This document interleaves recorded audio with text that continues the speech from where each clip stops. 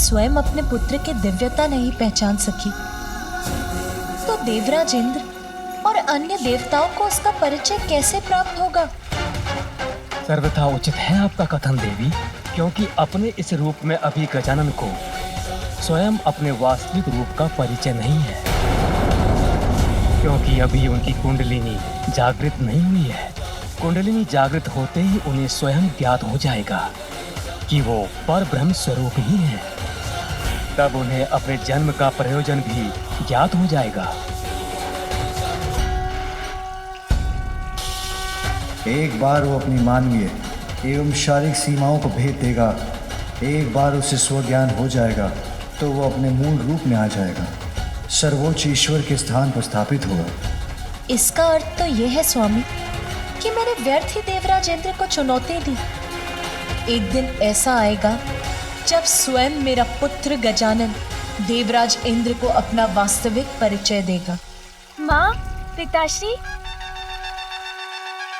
गजानन तो परब्रह्म ही है, जिन्होंने एक बालक के रूप में अवतार लिया है। कुंडलिनी जागृत होते ही उन्हें स्वयं ज्ञात हो जाएगा कि वो परब्रह्म स्वरूप ही है।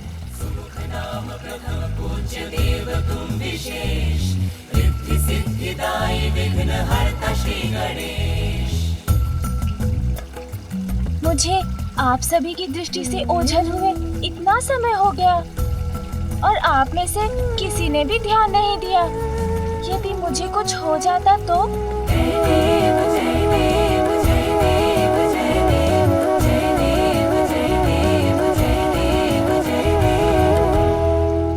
वो तो अच्छा था कि उन गंजी के पास इतने सारे फल थे, अन्यथा भूख के कारण मेरी अवस्था बहुत विकट हो जाती। किंतु माँ, मुझे अभी भी बहुत भूख लगी है। चलो पुत्र, भीतर चलो, मैं तुम्हें और दुग्ध देती। नहीं माँ, अब दुग्ध नहीं, अब मुझे भोजन चाहिए, जैसा भैया को प्राप्त होता है वैसा भोजन। अरे, हमारे पुत्र गजानन को अभी तक भोजन प्राप्त नहीं हुआ। नहीं मामा जी। देवी पार्वती, ये तो सर्वथा अनुचित। उसे अवश्य भोजन मिलना चाहिए। किंतु भ्राता श्री हरि नारायण, मैं उसे अभी अन्न कैसे दे सकती हूँ? उसका अन्नप्राशन। प्रिय, स्वयं अन्नपूर्णा है आप, गजानन की माता है, इसलिए आपको स्वयं गजानन का अन्नप्राशन करवाना चाहिए। आहा, मेरा अन्नप्राशन! इससे शुभ भला और क्या हो सकता है। देवी लक्ष्मी, देवी सरस्वती एवं ब्रह्मदेव और विष्णु देव की उपस्थिति में यदि आपके हाथों से गजानन का अन्नप्राशन किसी भी दिव्य उत्सव से किसी भी रूप में कम नहीं है। उचित है ना, मैं स्वयं अपने पुत्र गजानन का अन्नप्राशन करूंगी और अन्नप्राशन के बाद उसकी कुंडलिनी जागृत करने के लिए उसकी शिक्षा प्रारंभ करूंगी।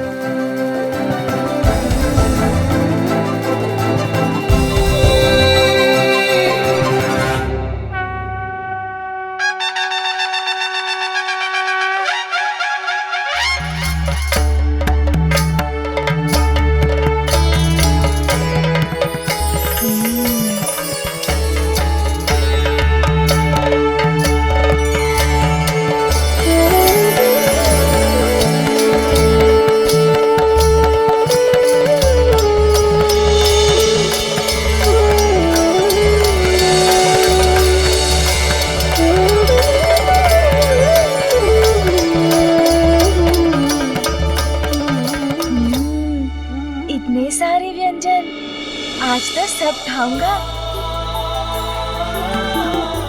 अब हम गजानन का अन्नप्राशन संस्कार प्रारंभ करते हैं। सर्वप्रथम इस परिवार के सबसे बड़े सदस्य, हम सभी के आदरणीय गजानन के नाना महाराज हिमवान इसको भोजन का प्रथम निवाला देंगे।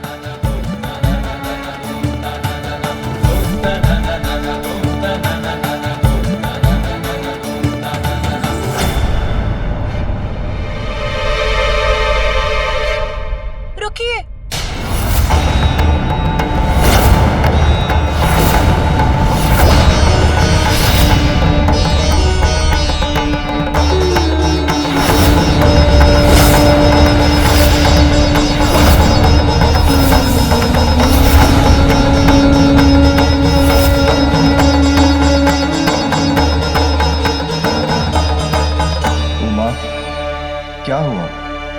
गजानन का अन्नप्राशन प्रारंभ होने के पूर्व ही तुमने उसे रोक दिया? स्वामी, 56 भोग व्यंजनों से सज्जित है ये थाल, किंतु इसे देखकर पूर्णता का आभास नहीं हो रहा है मुझे। कुछ तो अवश्य अभी भी शेष है। मैं कुछ नहीं बोलूंगी, किंतु शेष है? अब क्या शेष है पुत्री? अब तो बस गजानन का अन्नप्राशन ही शेष है। कुछ शेष नहीं माँ मेरे उदर में, बस मेरे द्वारा इन स्वादिष्ट व्यंजनों का भोग लगाना ही शेष है। विलंब के लिए मैं क्षमा प्रार्थी हूँ, किंतु जो उचित है उसी का होना अनिवार्य है। मेरे पुत्र के अन्नप्राशन का प्रथम आहार ये 56 व्यंजन नहीं, कुछ और होगा। कुछ और होगा? क्योंकि जो विशेष है अभी वही शेष है। आप सभी अपना स्थान ग्रहण कीजिए, तनिक प्रतीक्षा कीजिए, मैं अभी वो विशेष व्यंजन लेकर आती हूँ।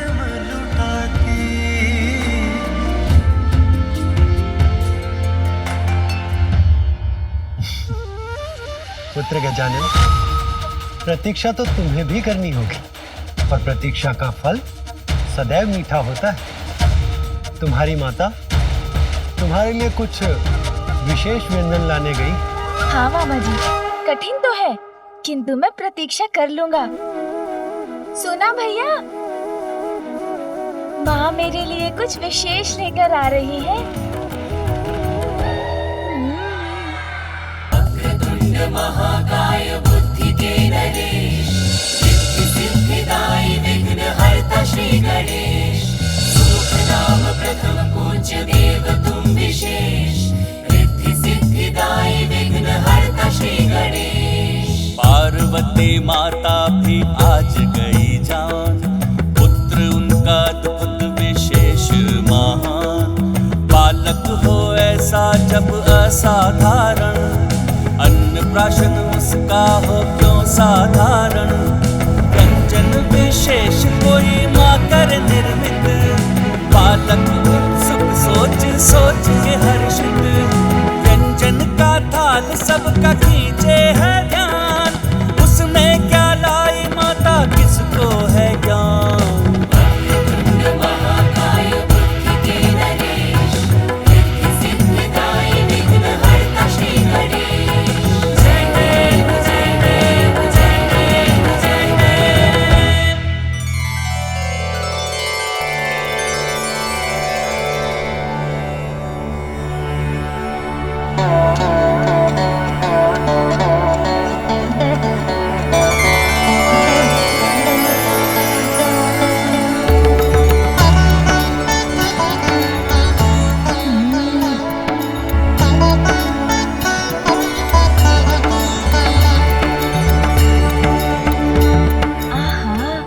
सुंदर है ये, अवश्य बहुत स्वादिष्ट भी होगा।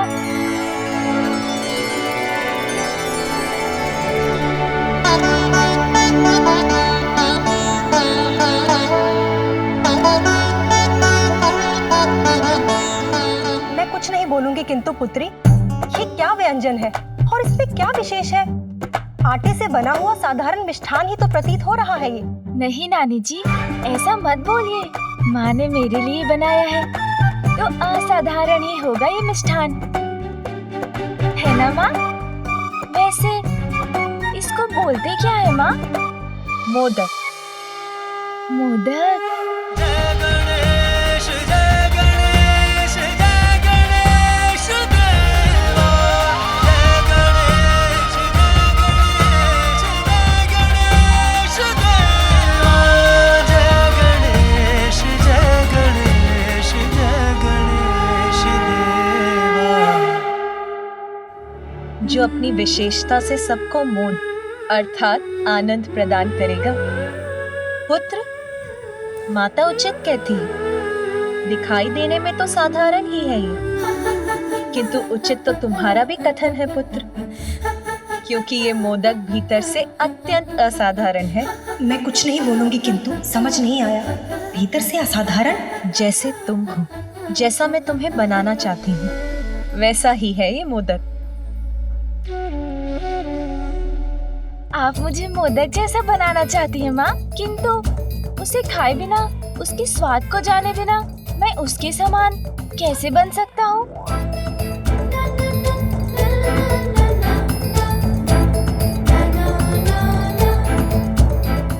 माँ, मैं ये मोदक खा लूँ ना? अवश्य पुत्र। गजानन का अन्नप्राशन मोदक से ही प्रारंभ होगा।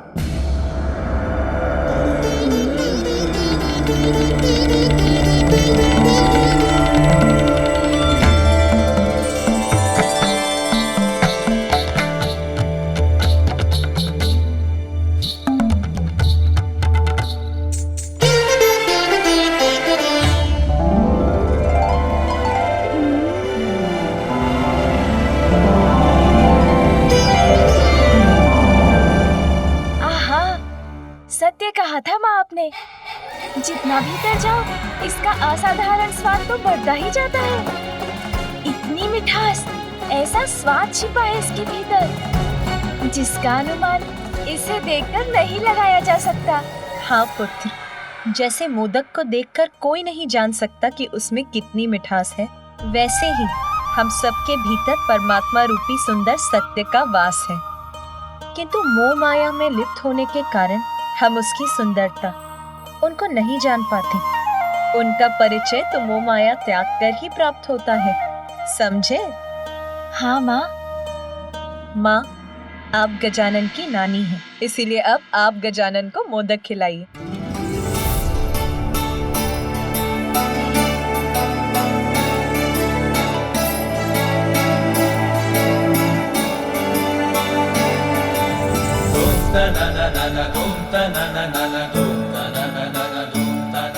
आनंद आ गया माँ, बहुत स्वादिष्ट है मोदक।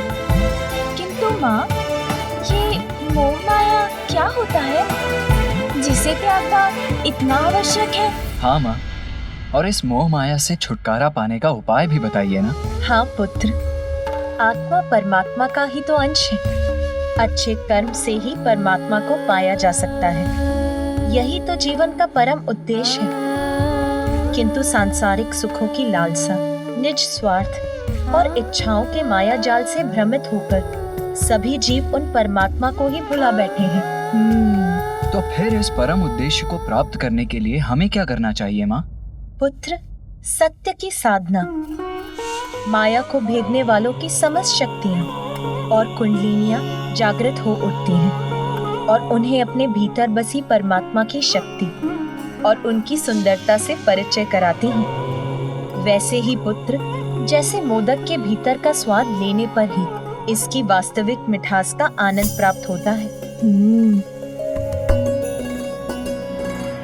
स्वामी, अब आप गजानन को मोदक खिलाइए।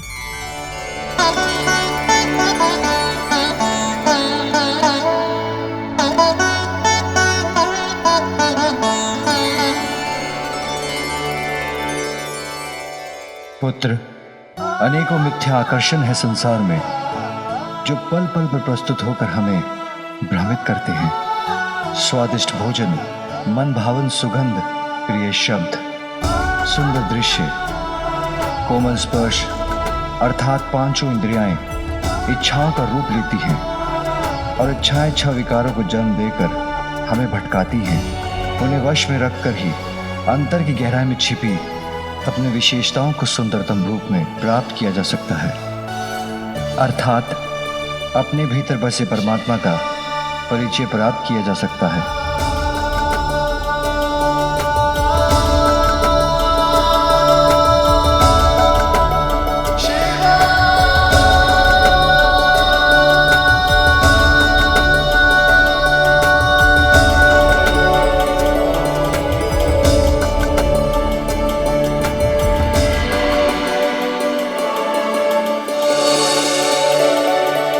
अपनी अंतरात्मा में झांककर अपने अवगुणों को दूर करना, बुराई का मार्ग त्याग कर अच्छाई के मार्ग पर चलना, गुणों को निखारना, परमात्मा से मिलन के अपने परम उद्देश्य पर स्थिर रहना, अपने भीतर छिपी सुंदरता से संपूर्ण जगत को आनंदित करना, जीवन के इसी परम ज्ञान का प्रतीक है ये मोदक।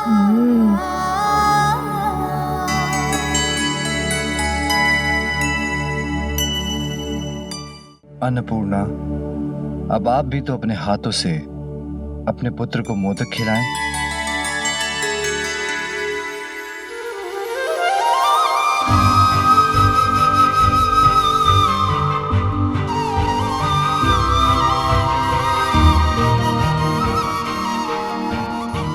लो पुत्र। आशीष का मोदक खिलाती प्रथम देवी पार्वती, जीवन के सर्वोच्च ज्ञान के प्रतीक मोदक की आकृति भी कितनी विशेष है ना।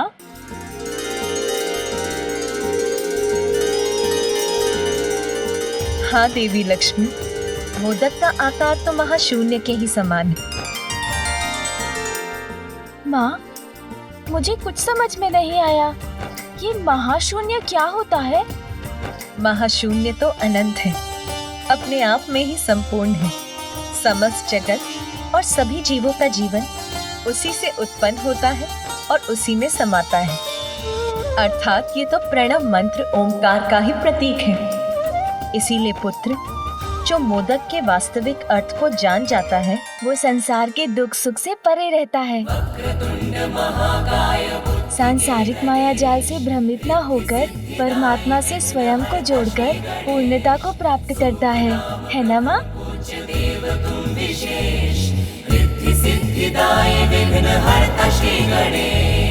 बालक का भाल जो स्पर्श की उमा, शक्ति के ज्ञान से बालक हुआ युक्ता।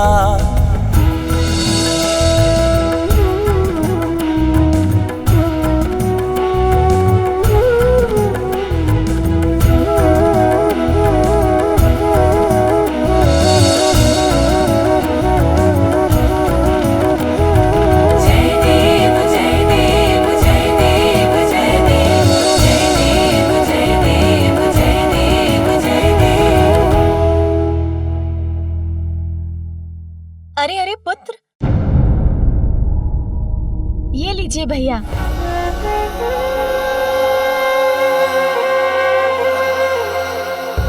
माता, ये मोदक का ही प्रभाव है जो गजानन अपना भोजन मुझसे बांटना सीख गया।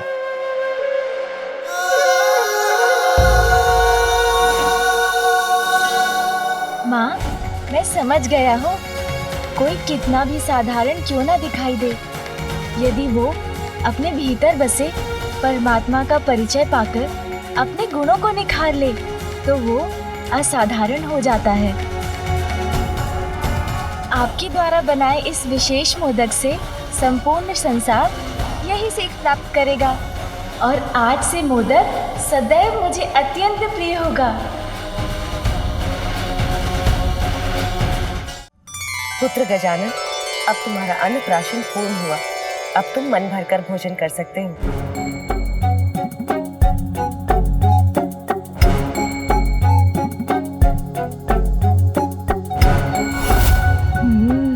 आज तो मन भरकर भोजन करूंगा।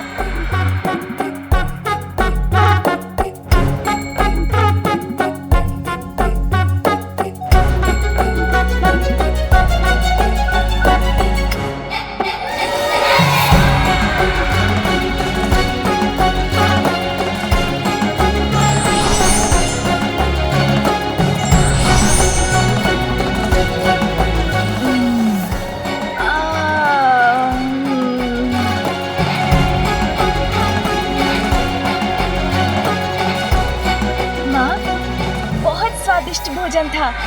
आनंद आ गया और मेरा उदर भी भर गया। आपकी अनुमति हो तो मैं निद्रा करने जाऊं?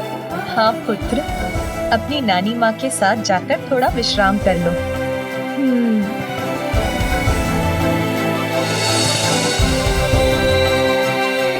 आज विश्राम कर लो पुत्र, क्योंकि कल से तुम्हें श्रम जो करना होगा। कठोर तप कर शक्ति और दिव्यता की साधना करनी होगी।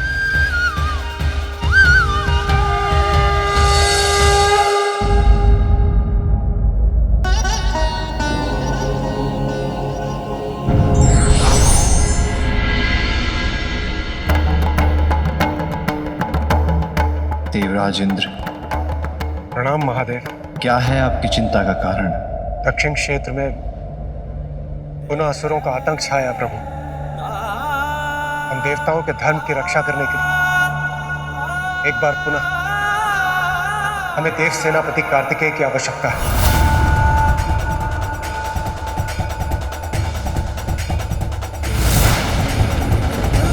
अभी तो मैंने अपने लाल को ठीक से अपने हृदय से भी नहीं लगाया। कहीं नहीं जाने दूंगी मैं अपने पुत्र को। अपने पुत्र को अपने से विलग नहीं होने दूंगी और आपको भी ऐसा नहीं करने दूंगी। कार्तिकेय का यहाँ से जाना देवी पार्वती कदापि स्वीकार नहीं करेंगी।